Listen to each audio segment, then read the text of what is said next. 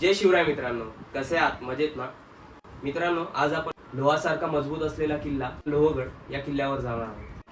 तर चला मग तुम्ही पण या व्लॉगच्या माध्यमातून या अनोख्या सफरीचा आनंद घ्या. जय शिवराय मित्रांनो.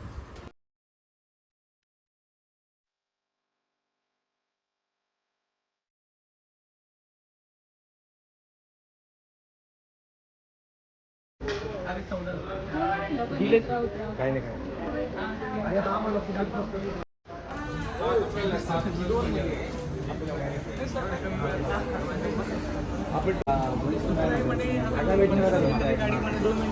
यस. काय बोलणं आहे सर तुमचं गाडी सुटल्याबद्दल? जय शिवराय. जय शिवराय. दोन शब्द तुमचे. काय पण करा तुम्ही माकडा.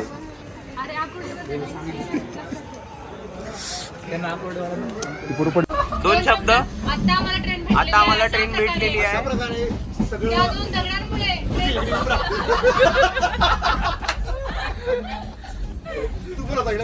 हा बोल बोल बोल बोल बोल. अशा प्रकारे आम्हाला 2 दगडांमुळे सुटलेली होती. आता आम्हाला ट्रेन भेटलेली आहे शेवटी. कुठे जायसाठी? आता लोहगडला. ओ आता जी ट्रेन भेटली आहे ऍक्च्युली मी उतरलो सुदर्शन साठी. आता घेऊन चाललो आहे वडोदरीला. येस. आणि हा सरप्राईज पॅकेज आहे बाकीच्या मुलांसाठी आज. खंबीर. येस खंबीर. आता भेटूया तिकडे. आता व्हिडिओ तिकडे.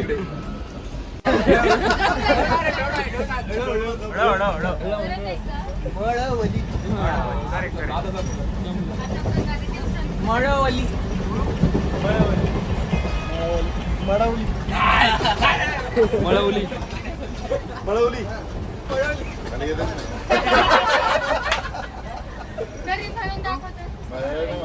मळवली बोल ना. मळवली. मंजिरी. मळवली नाही त्याला मळवलं. सुमित सरचं ते आठव. प्रत्येक ठिकाणी बघा त्यांच्या पायाखाली काय तो कधी जे हे होते हुकुमशाह त्यावेळेस त्यांना सगळ्यांनी म्हणजे त्याचा अवतार कधी तो धारण केला ते नाही आठवते. नरसिंहाचा अवतार आहे.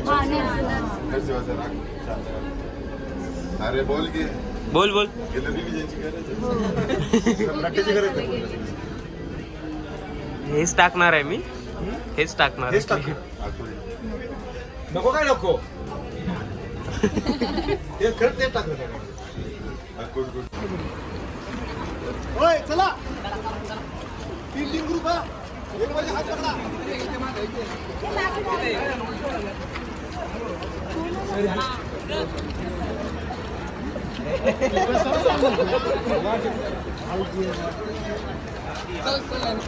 यांचं जाऊ द्या. Hello guys, welcome to our Lohagad vlog. Excited.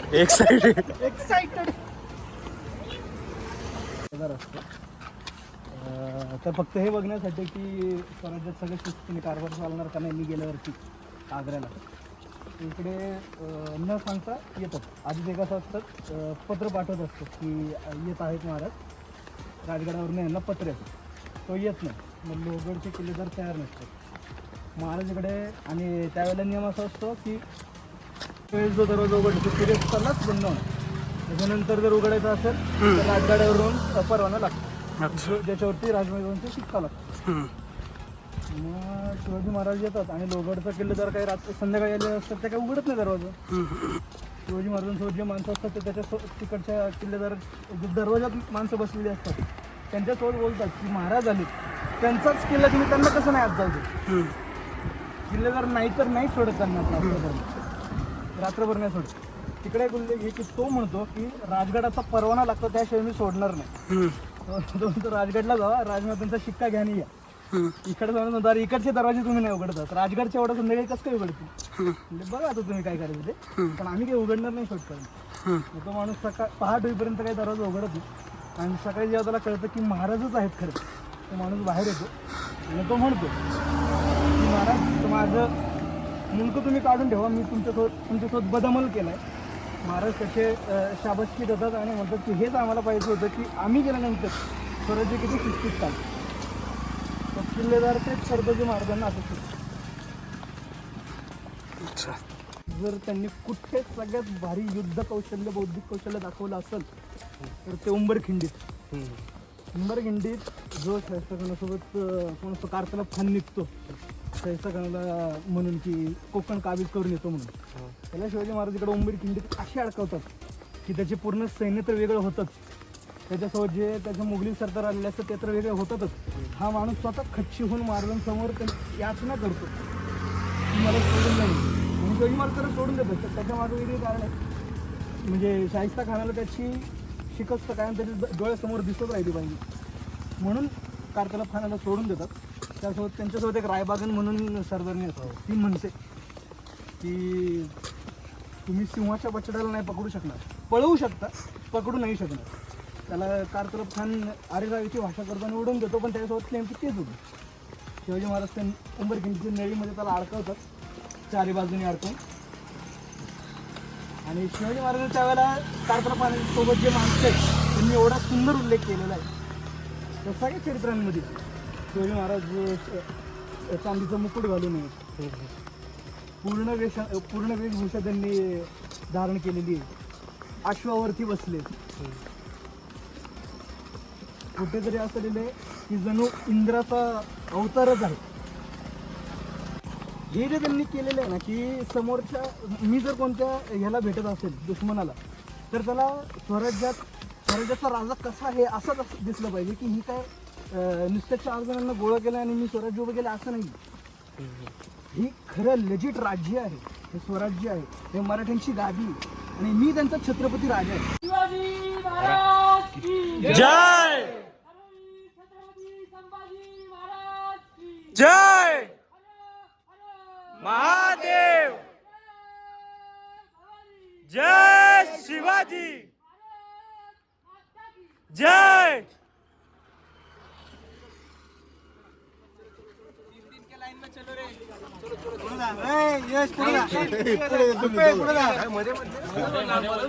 अरे बाबा तू झगडा सोडा.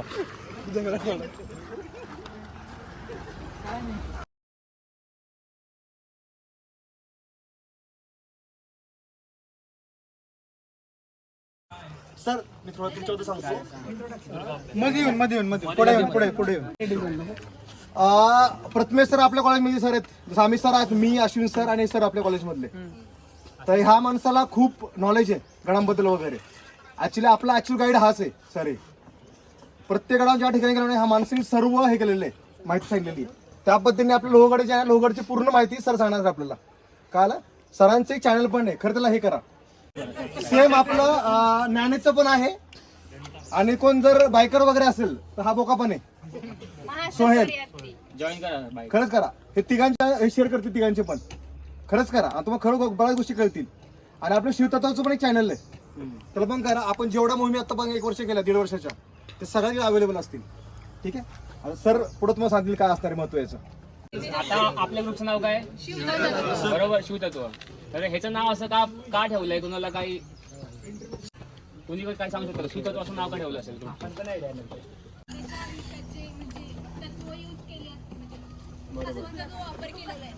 बरोबर.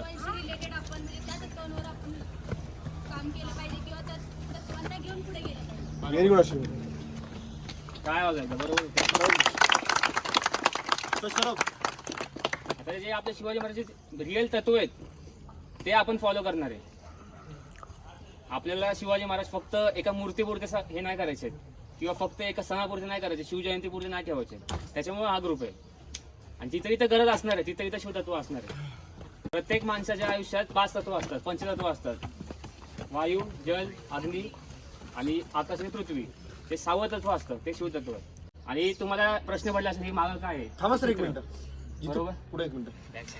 हा, ये पुढे. बॅक कर राजा, दिसला पाहिजे. जितू असं लपण्यासारखं नाही. ठीक आहे सर. आता हे चित्र दिसतं तुम्हाला? सगळ्या चित्र दिसतंय का? याच्यावरती एक लाईन लिहिली आहे. काय लाईन आहे वाचत बघा. महाराजांचे संकल्पित ते करणे आम्हास अगत्य. हे आपलं ब्रीद वाक्य आहे, स्लोगन आहे आपल्या ग्रुपचं. आणि हे जे खाली चित्र आहे, आता हा जो प्राणी आहे शरभ, आता आपण किल्ल्यावरती जाणार आहे वरती महादरवाज्यावरती. तिथं तुम्हाला दिसेल शिल्प वरती दरवाज्यावरती. तर याचं महत्त्व काय असतं तुम्हाला सगळ्यांना माहिती आहे. विष्णूचा अवतार नरसिंह माहिती आहे सगळ्यांना. तो अवतार का घेतला विष्णूंनी तुम्ही सांगू शकता? बरोबर. तर झालं काय बस सर. जेव्हा नरसिंह क्रोधित झाले, त्यांचा राग एवढा अनावर झाला की ते थांबत नव्हते. तर सगळे देवदेवता महादेवांकडे गेले की महादेव तुम्ही काहीतरी करा आणि यांचा राग शांत करा, नाही तर हे सगळं संसार हे होऊन जाईल, संपून जाईल. तर मग महादेवांनी अवतार घेतला शरभाचा. शरभ म्हणजे असा प्राणी आहे जो या पृथ्वीतलावरती सगळ्यात स्ट्रॉंग प्राणी आहे, सगळ्यात स्ट्रॉंग प्राणी. त्याची एवढी शक्ती आहे की तुम्ही त्याचे बघितलं चित्र, त्याच्या पायामध्ये 2 हत्ती आहेत, दोन्ही पायामध्ये, आणि त्याच्या शेपटीमध्ये पण एक हत्ती आहे. तर हे चिन्ह आणि आपले गड किल्ले ह्याचं काय आहे ते तुम्हाला सांगतो मी रेफरन्स. जेव्हा तुम्ही कुठल्या गड किल्ल्यावरती जाता, जे पण महादरवाजे असतात, जे पण डोर असतं, त्याच्यावरती हे शिल्प लावलेलं असतं. तर ह्याचं महत्त्व काय आहे की जो पण शत्रू येणार आहे या गडावरती, त्याला ते कळायला की हे चित्र बघून की जो इथं राजा बसलाय, ज्याची या किल्ल्यावर सत्ता आहे, तो या शरभासारखा स्ट्रॉंग आहे, मग त्याची पावर या शरभासारखी आहे. हे त्या शत्रूला कळायला ते चिन्ह लावतात. हे आम्ही ह्याच्या मागे घेतले कारण काय आपल्याला आपला इतिहास आहे, आपले गडकोट आहेत, हे आपल्याला संवर्धन करायचे. कारण काय तुम्हाला सगळ्यांना माहिती आहे आपले गडकोट हे आपल्या शिवाजी महाराजांनी आपल्यासाठी दिलेलं देण आहे आणि हे आपल्यालाच नीट ठेवायला लागणार आहेत. आता आपण आलो या किल्ल्यावर, तुम्हाला किती साफ दिसतोय, वाटतं ना साफ, छान वाटतं ना बघून. मग आता हा एक किल्ला असा आहे, बाकीचे अजून 350 किल्ले आहेत, ते पण आपल्याला असे करायचे आहेत आणि ते होतील हळूहळूनुसार. आपण सगळे तरुण आहे, आपण एकत्र आलो तर हे सगळं होणार आहे.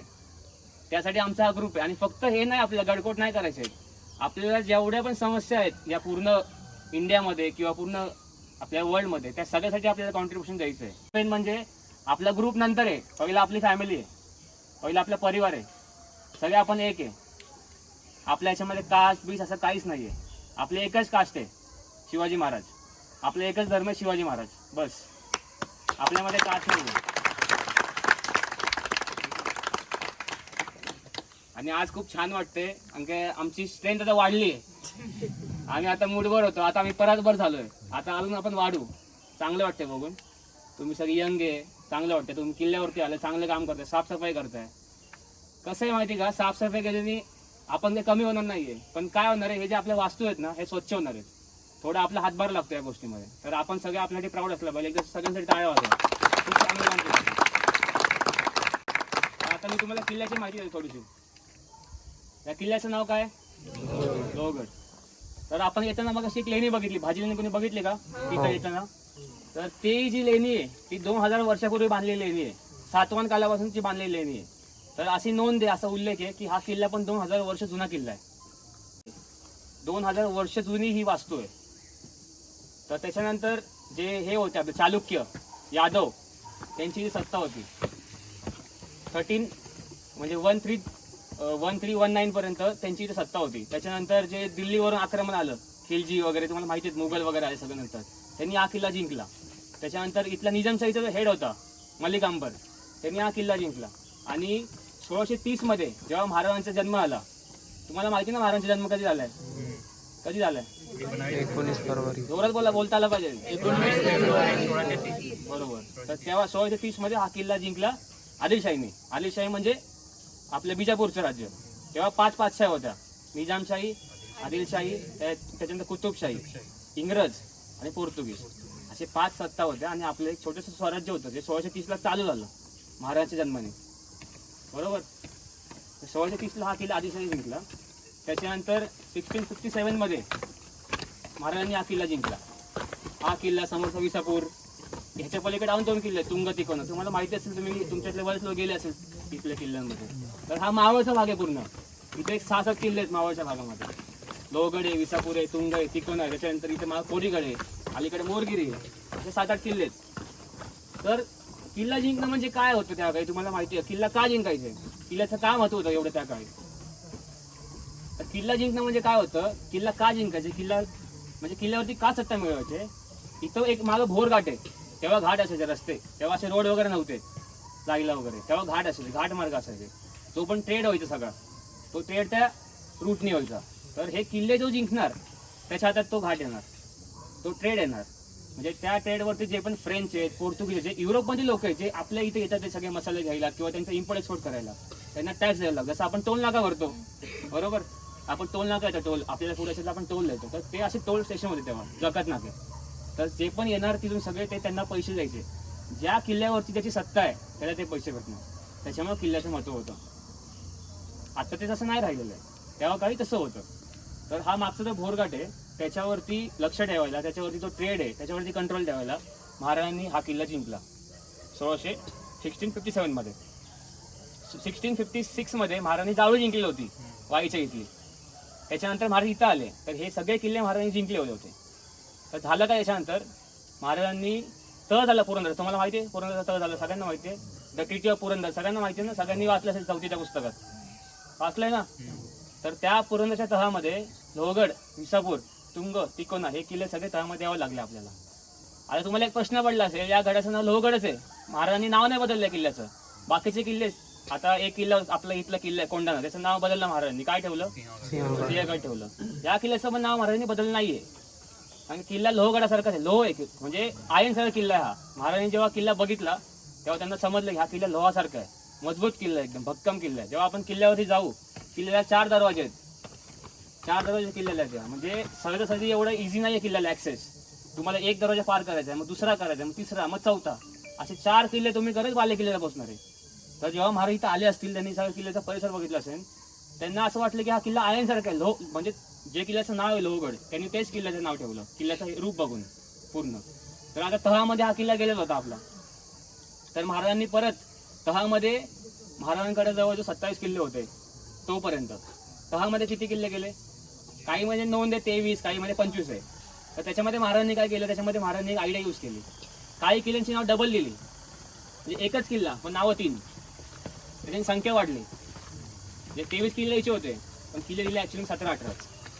एका किल्ल्याची 2-3 नावं सांगितली.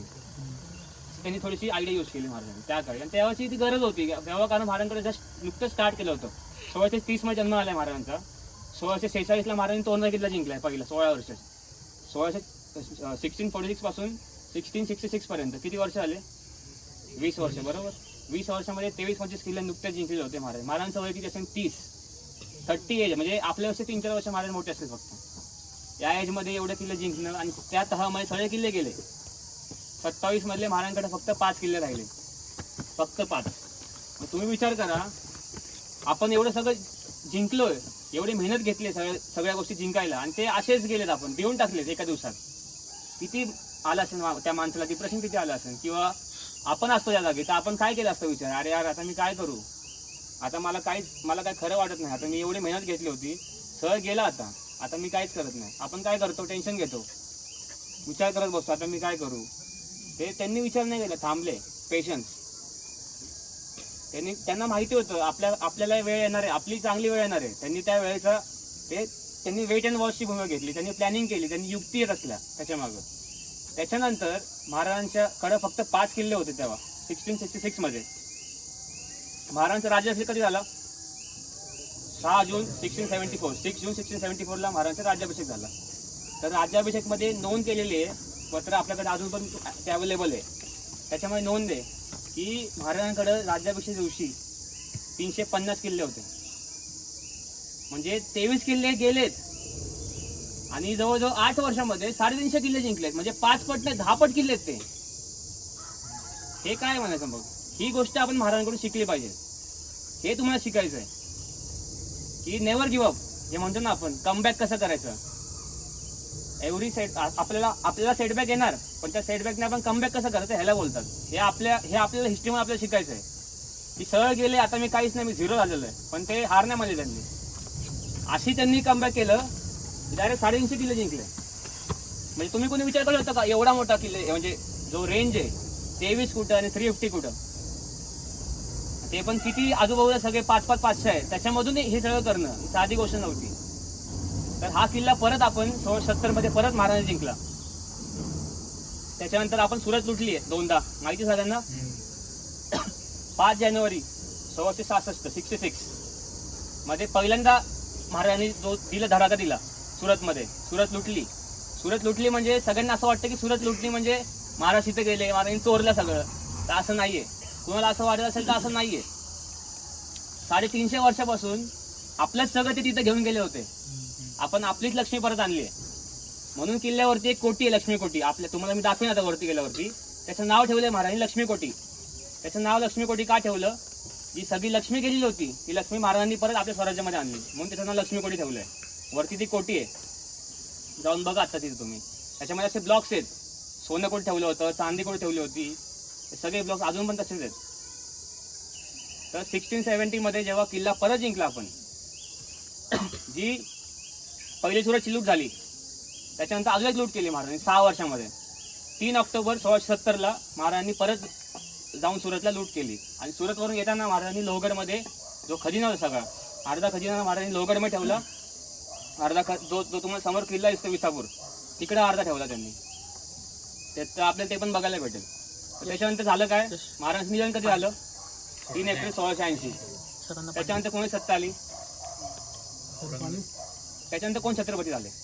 संभाजी महाराज. नंतर आपल्याला माहिती संभाजी महाराजांचा मृत्यू कसा झाला, सगळ्या गोष्टी आपल्याला माहिती आहेत. आता तर पिक्चर पण येतोय, त्यात अजून कळेल आपल्याला. हिंदी पिक्चर येतोय, म्हणजे चांगली गोष्ट आहे. आपले छत्रपती आता ऑल ओव्हर इंडिया जाणार आहे, चांगली गोष्ट आहे.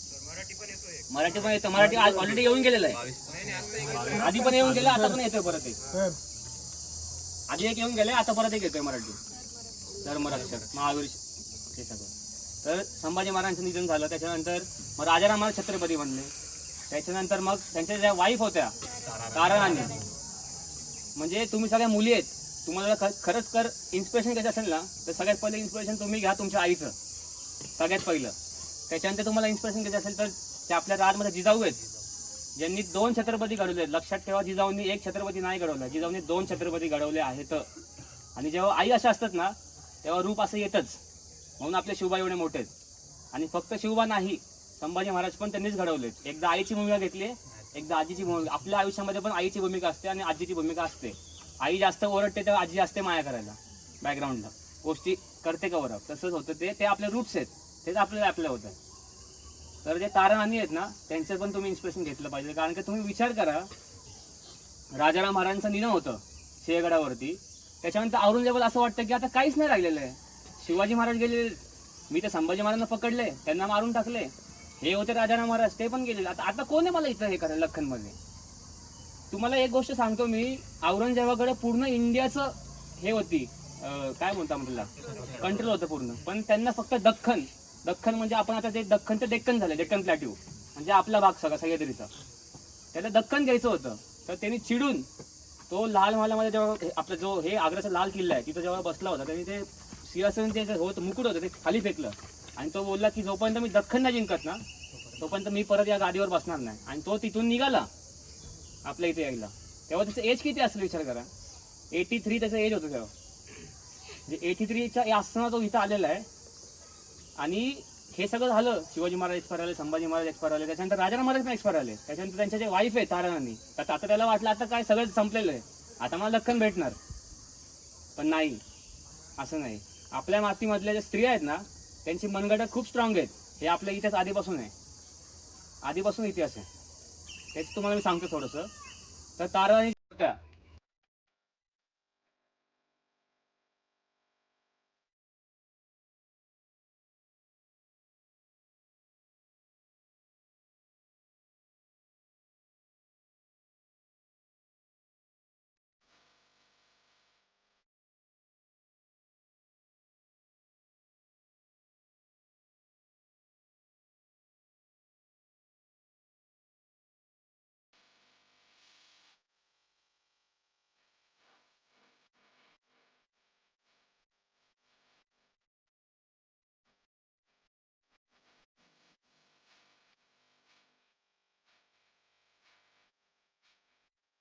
ह्याच्यामध्ये ऑफिस झालं त्यावर ठेवले हे आपलं वागत आहे.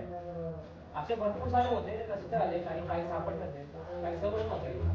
त्याच्यामध्ये नोंद केलेली की म्हणजे जे हे होतं त्यांनी ते इथं कधी आले, कधी आपल्या हातात किल्ला आले, वरती काय काय वास्तू भरले, दुसरी मंदिर होती त्याच्यामध्ये ते मेन्शन केलं महाराजांचं मंदिर, वरती महाराजांचं आपण रेफरन्स भेटतो की ते मंदिर त्या जमान्यात आहे. वेगळे रेफरन्स आणि इतिहासामध्ये प्रूफ लागतात. हे प्रूफ आहे. आणि शिवाजी महाराजांसाठी जर कोणी प्रूफ विचारला असेल तर मग त्याच्यासाठी शब्द नाही.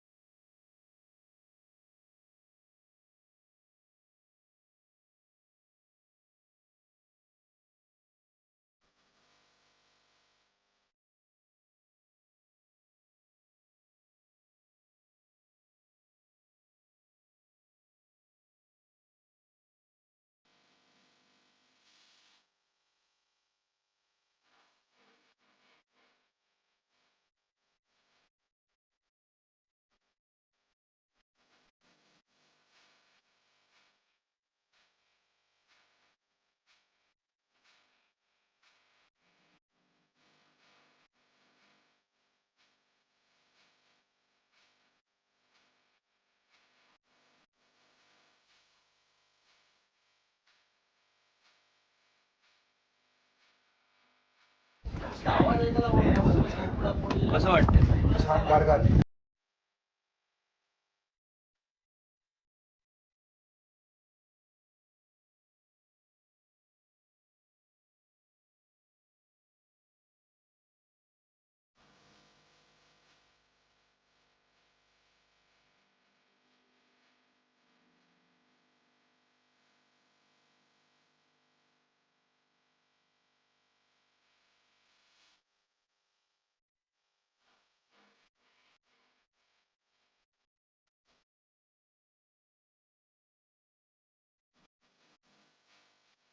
महादेवाच्या मंदिरात येऊन आपल्या जेवढे पण पोरं दिसतात त्यांनी येऊन इकडे शांततेत तपच केलेले. आपण पण इकडे 5 मिनिटं शांततेत बसतोय आणि शिवदत्ताची कायमची जी परंपरा असते तिकडं अशा मंदिरांच्या ठिकाणी जाऊन वगैरे आपण आपलं जे ठरलेलं गाणं असतं ते उभं राहतं ते आपण घेतो.